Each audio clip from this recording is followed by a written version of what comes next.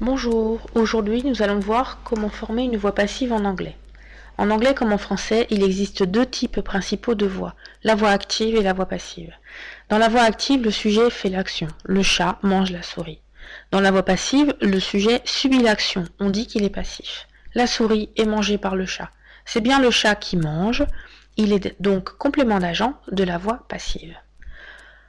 En anglais, le fonctionnement est le même. Voyons cet exemple. The British drink 165 million cups of tea each day. The British est sujet. Drink, le verbe, à la voix active, est au présent simple.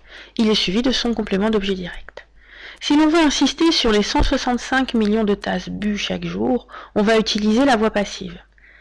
Le COD va devenir sujet de la voix passive. 165 million cups of tea. Drink va subir la même transformation qu'en français, c'est-à-dire que l'auxiliaire be sera au présent, puisque drink est au présent à la voix active, et il sera suivi du participe passé de drink, drunk. Le complément d'agent sera introduit par by the British. La voix passive est utilisée quand on ne veut pas dire qui fait l'action, quand on ne sait pas qui fait l'action, ou quand c'est évident. Ici, be est au prétérit, car le film est sorti en 2011. En anglais, on utilise la voix passive plus souvent qu'en français.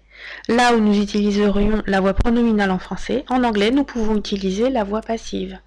I was told you were ill. On m'a dit que tu étais malade. On peut l'utiliser par exemple aussi pour I was given. On m'a donné. I was asked. On m'a demandé. Voilà, c'est terminé. Vous pouvez visionner cette vidéo autant de fois que vous le désirez. N'oubliez pas, cependant, de compléter le formulaire dans le NT.